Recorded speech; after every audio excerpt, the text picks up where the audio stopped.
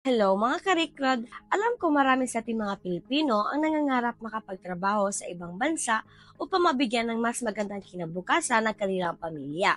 Para sa mga healthcare workers ang United Kingdom, sa taong 2025 mas pinalawak pa ng UK ang kanilang mga programa para makapag-hire ng mga international healthcare professionals. Kabilang mga Pilipinong may sapat na kakayahan at dedikasyon sa larangan ng kalusugan. Ang sektor ng healthcare sa UK ay patuloy nangangailangan ng mga kwalipikadong manggagawa dahil sa iba't ibang salik tulad ng tumatandang populasyon, epekto ng pandemya, at kukulangan ng lokal na staff. Kaya naman may mga inaalok na trabaho na may work visa sponsorship para sa mga interesado at kwalipikadong aplikante mula sa labas ng UK. Ibig sabihin, ang mismong employer ay tutulong sa aplikasyon ng visa upang makapasok ka sa bansang bilang legal na manggagawa. Sa video na ito, tatalakayin natin ang mga mahahalagang impormasyon na dapat mong malaman kung interesado kang magtrabaho sa UK bilang isang healthcare worker. Pag-uusapan natin ang mga kabuuang kalagayan ng healthcare jobs sa UK, mga trabahong in demand, responsibilidad ng bawat posisyon, mga pangunahing kwalifikasyon, at kung saan maaaring maghanap at mag-apply kung ikaw ay nasa labas ng UK. Kaya siguraduhin tapusin mo ang video na ito para sa mga tips at gabay na makakatulong sa iyong pangarap na makapagtrabaho abroad. UK Healthcare Jobs. Ano ito at bakit ito mahalaga?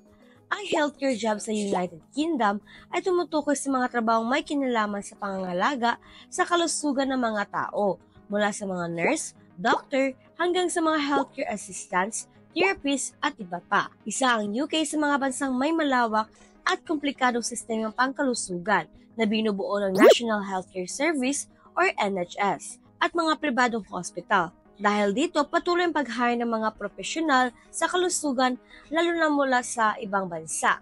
Sa UK ay pagtanda ng populasyon, rehabilitasyon at pangangalaga sa mga chronic illnesses. Ang mga trabahong nasa sektor ng healthcare sa UK ay hindi lamang para sa mga doctor at nurse. May mga oportunidad rin para sa mga physiotherapist, pharmacist, laboratory technician, radiographer, at iba pa. May mga trabaho rin na larangan ng mental health, elderly care at emergency response services gaya ng paramedic. Bukod sa kompetitibong sahod, may visa sponsorship din mula sa mga employer. Isa ito sa mga bihirang pagkakataon kung saan kayang sagutin ng employer ang gastos sa visa application at legal na dokumento ng aplikante. In-demand healthcare jobs sa UK. Sa 2025, ilan sa mga pinakakailangan na healthcare positions sa UK ay mga nurse, particular sa mental health, pediatric, oncology, at elderly care. Bukod sa nurse, mataas din ang demand para sa mga doctor, general practitioners, isa rin sa mga in-demand ang mga healthcare assistants na tumutulong sa mga nurse at doctor sa pang-araw-araw na pangangalaga ng pasyente. Kasama sa mga ginagawa nila ang pagpapakain, pagligo at pagtulong sa mobility ng mga pasyente. Ganon din ang demand para sa mga radiographers na gumagamit ng X-ray, CT scan at MRI sa pagdiagnose ng mga sakit. Ilan sa mga pinakailangan ay ang pharmacist, biomedical scientist at speech-language therapist. Dahil sa patuloy na pag-unlad ng teknolohiya ng medisina, mas lumalaki ang papel ng allied healthcare professionals sa pangangalagang medical ng UK. Saan at paano mag-apply sa labas ng UK? Para sa mga aplikanteng nasa Pilipinas o ibang bansa, maraming paraan upang makahanap ng healthcare job sa UK. Isa na dito ang paggamit ng mga job portals tulad ng NHS Jobs, Indeed UK at LinkedIn. Maghanap ng employers na may skilled worker sponsor license. Sila ang mga pwedeng magbigay ng visa sponsorship. Maaari rin kayong makipag-ugnayan sa mga recruitment agencies na lehitimong kinikilala ng UK government. May mga ahensyang nakabase sa Pilipinas na tumutulong sa proseso ng aplikasyon mula sa interview hanggang sa visa processing. Siguraduhin lamang na sila ay accredited at may track record ng successful deployment.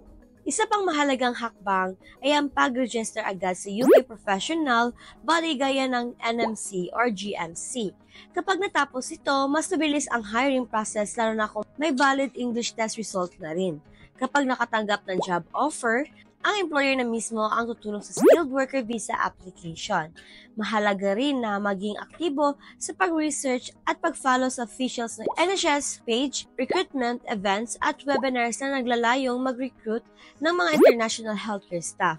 Ang pagsunod sa tamang proseso ay mahalaga upang maiwasan ang illegal recruitment at mapadali ang iyong pag-abroad. At yun lamang po mga ka-recruit. Tunay na nga ang pagtatrabaho bilang healthcare professional sa UK ay hindi lang isang karaniwang trabaho. Ito ay isang pagkakataong makapaglingkod sa mga nangangailangan habang tinutupad ang personal mong mga pangarap para sa mas magandang kinabukasan. Sa pamamagitan ng trabahong may visa sponsorship, mas pinapadali na ng UK ang proseso para sa mga international applicants na kagaya mo. Ngunit tandaan, mahalaga pa rin maghanda ng mabuti. Kumpletuhin ang iyong mga dokumento, magparehistro sa tamang professional bodies, at tiyakin pasado ka sa mga language requirements gaya ng IELTS or OET. Higit sa lahat, mag-research sa mga liting mong employers at recruitment platforms upang makaiwas sa mga illegal recruiters or scam. Kung ikaw ay seryoso sa pag-a-apply sa healthcare job sa UK, simulan mo na ngayon pa lang ang iyong paghahanda. Tandaan ka recruit na ang pangarap ay mas madaling maabot kung ikaw ay handa at may sapat na kaalaman.